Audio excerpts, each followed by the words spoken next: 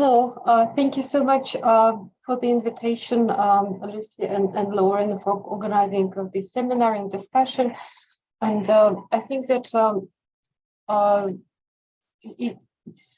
it's very interesting, how the order of participants, so, starting from Sao Paulo and then going to international displacement, talking about refugees, and then now we're going to talk about internally displaced people.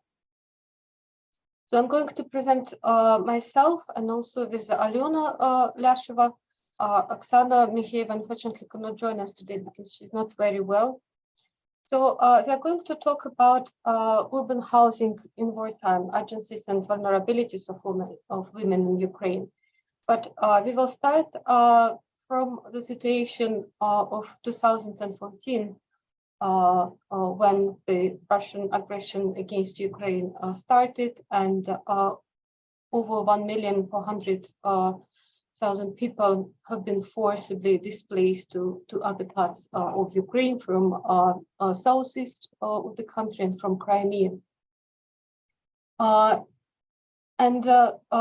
You can see the map, from the 2017, after 4 years of displacement, and we see still that the largest number of displaced people were near the occupied territories in Donetsk, Lugansk Oblast, and also in areas near that oblast in Kharkov Oblast and Zaporozhye. So it explains that IDPs, internally displaced people, they tried not to leave too far in order to check the housing and check the families left behind, but also hoping to return. And then I think that like the concept of like active and passive waiting in this regard. And in terms of internal displacement, I think that the hope is always like I think bigger, because you're still citizen in your country. It looks like just sometimes 100 kilometers away. So you hope, but then the issue is that now, if we can see the situation, how many people internally displaced, some will be displaced twice. So those who have had to move in 2014, 2015, so they moved, for example, to Mariupol, right? And then they had to leave Mariupol last year, of course, and same with Kharkov and some other areas. But still, if we will look at this data from International Organization of Migration, you can see that still the east part of the country has the largest number of IDPs. So,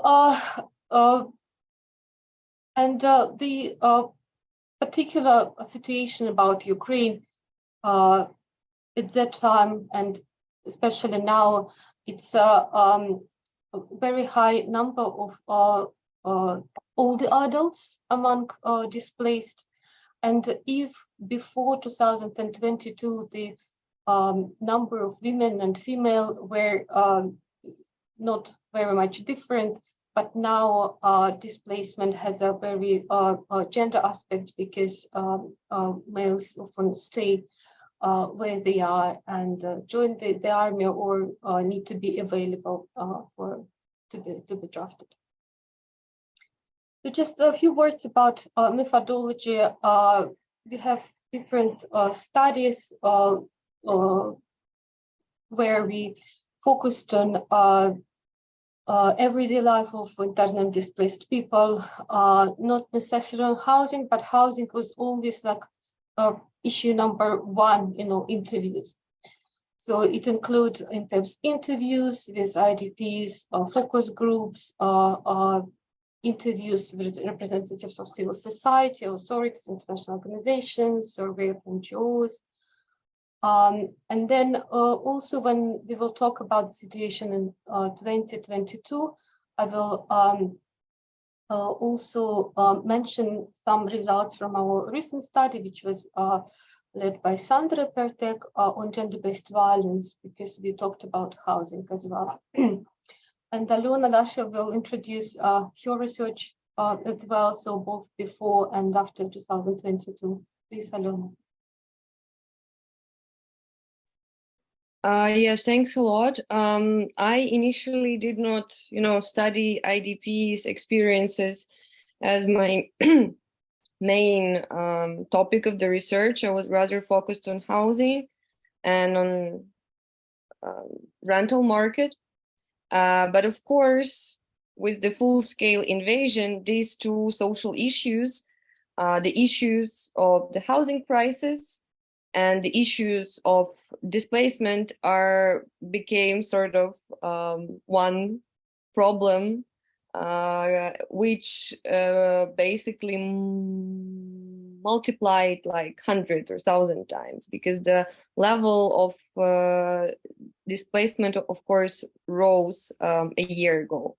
My research data is based on both interviews which were conducted before the January 2002 and during this year in different parts of Ukraine and with people from the different parts of Ukraine.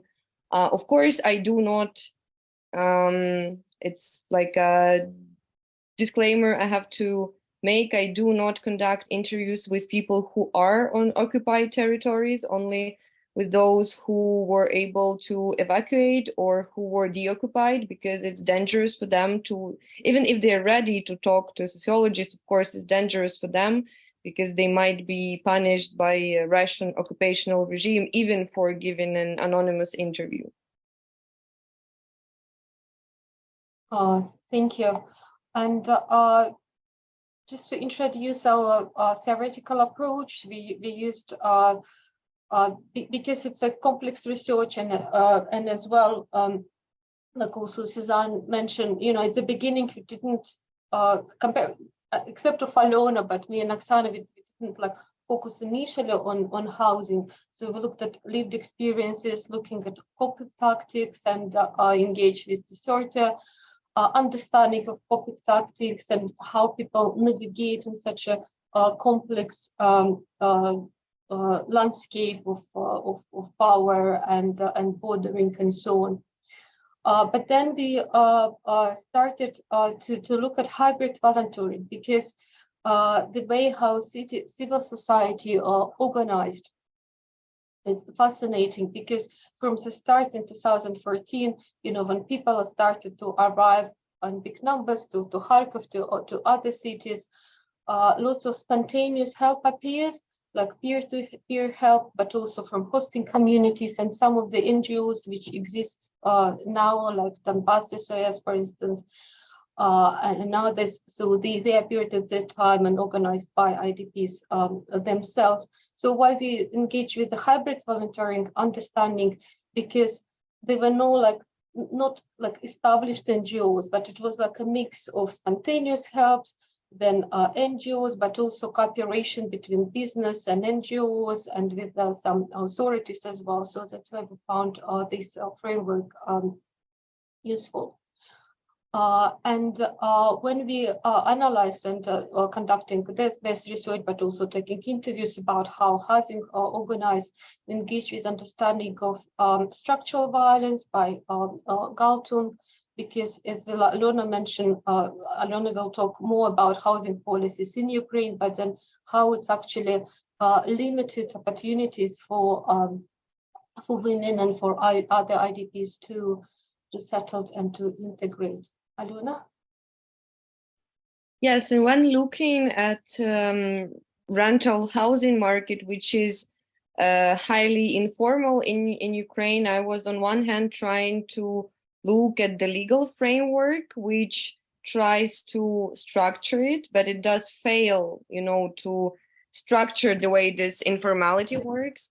So apart from looking at the legal framework, I also decided to study what Gramsci calls a common sense, a set of ideas/practices which are being real, instruments which organize the rental market when the legal framework just does not fulfill its role. So yeah. Thanks.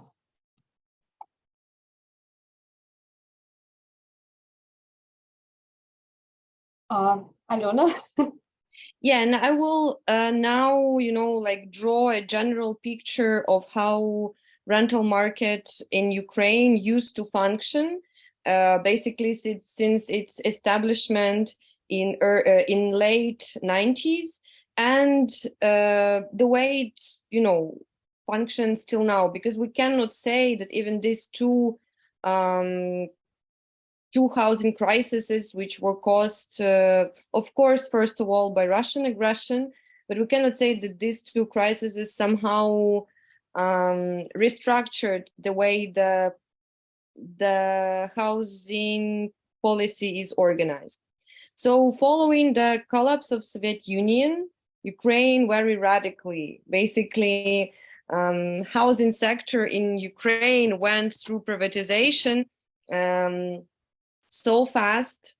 The law about privatization was signed in one evening, and the next day people started massively privatizing the flats they used to have.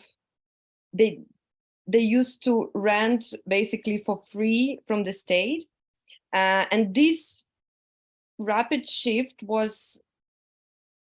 it basically set the rules of the game which we're still playing. It set home ownership as the main way of providing housing.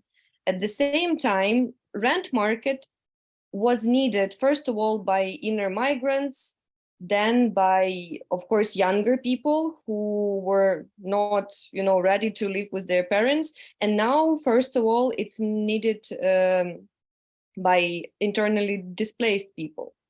But this rental sector, it sort of still stays in the shadow compared to this mainstream vision of how you're supposed to get a space to live, which is home ownership.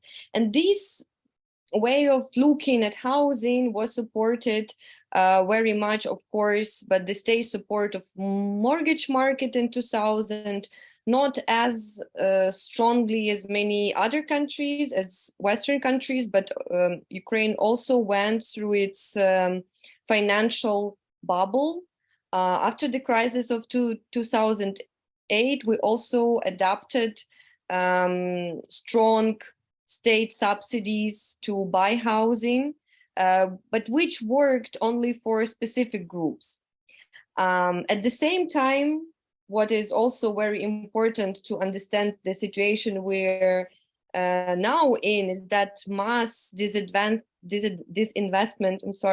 in public housing occurred. We basically still do not have any functioning social housing policy. And by this, I mean like at all.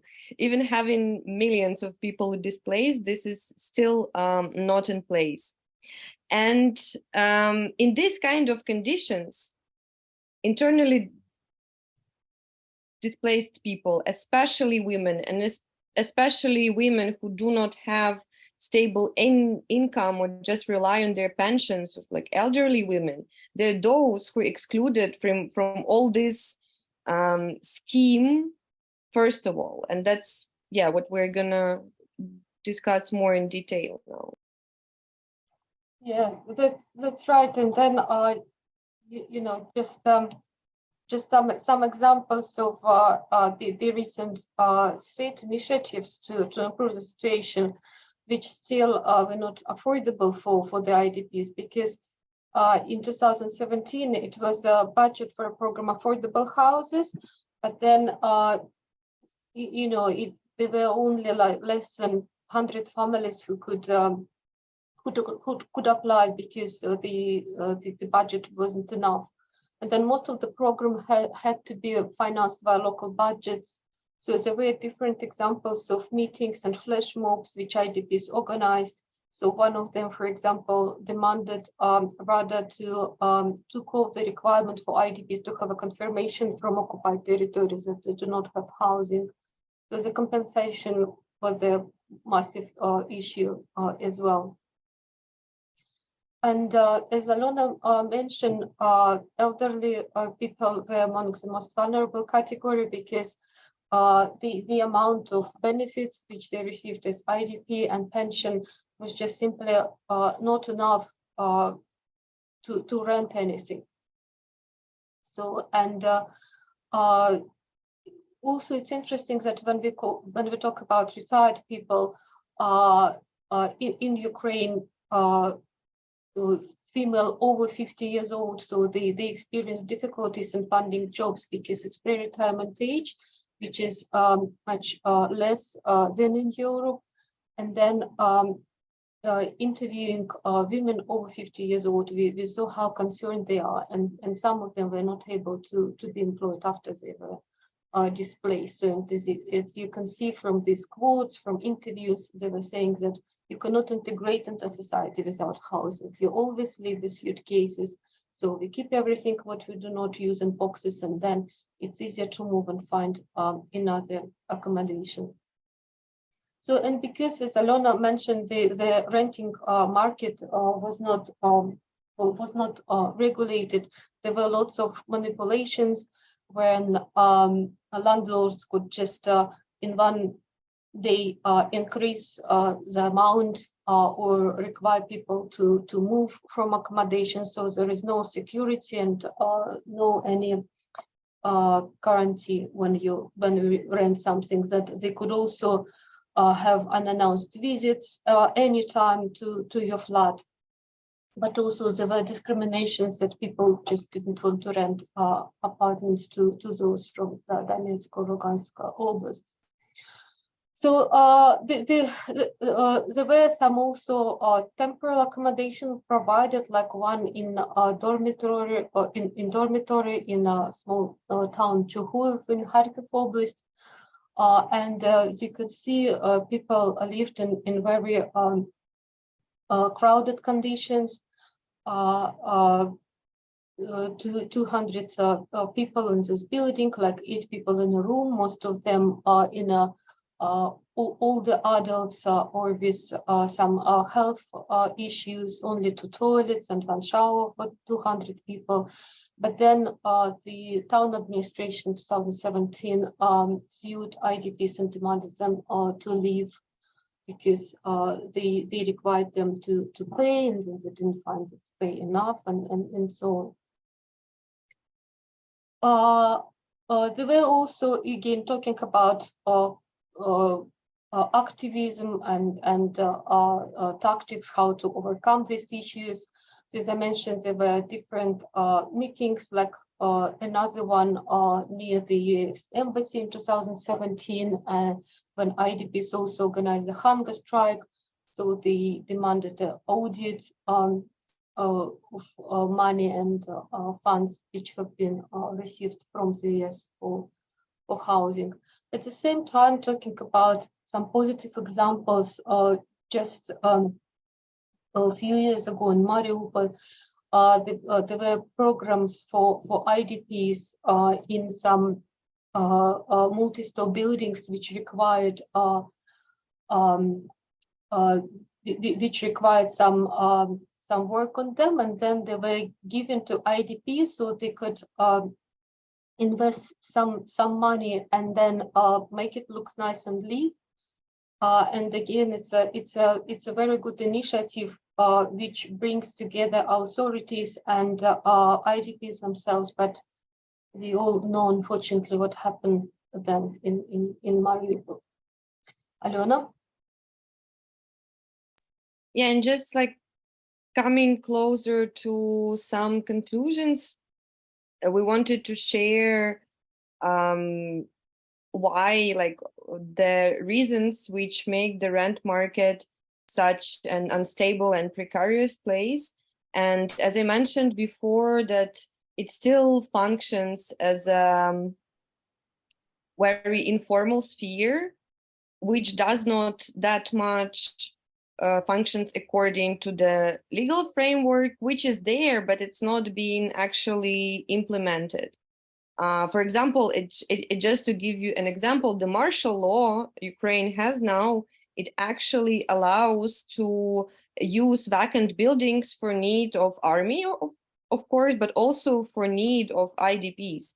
But this, the highest law in the state, it's not being implemented in any concrete programs in nationwide. Of course, as Irina also has told us, these sort of issues are supposed to be solved by the local authorities, and it really depends on the region, and it really depends on the mayor and the local government, if he or she will or not look into this issue. And it's often the case that some mayors, they're actually answering the needs of IDPs and NGOs which support IDPs. For example, Vinnytsia is a case which is perceived as a success case, because the local government since 2015 it tries to somehow support IDPs. But at the same time, it's not case of Lviv, where I'm based, and where the local government is not that much interested in actually implementing some programs. And on one hand, we can say that yes, it's problem with the local government, but while on the national level you do not have functioning legal framework, what people do is that they rely on these informal instruments which they spontaneously invent. And of course, one of the most expected things is interpersonal trust. And through this interpersonal communication between the landlord and the tenant, rent is often perceived as a mutual help, not as some kind of market exchange, but is that I help you, you help me. But of course, the landlord in this interaction has way more power, because he or she has, the right for the private property on housing. So, could we move back? Yeah. So of course, in this mutual help between the landlord and the tenant, the landlord himself or herself decides who are these normal people I would like to have in my flat, and this creates a filter for the tenants. And these filters are not always financial one. That's also an interesting part, that sometimes people might be refused to have housing, to rent housing, even if they have money, but because they are coming from some region, and it was very much the case before 2002, when there was a lot of stereotypes about people from the East. Me, myself, I experienced this kind of attitudes many times, that oh, you're from Donetsk, which means you're, somehow different, and so on and so on. But it was really a chance, are you included or not? And which very much depended on the decision of the landlord. And as the rent market is very much fragmented, so we do not have, due to this mass privatization which occurred in 90s, we do not really have big landlords.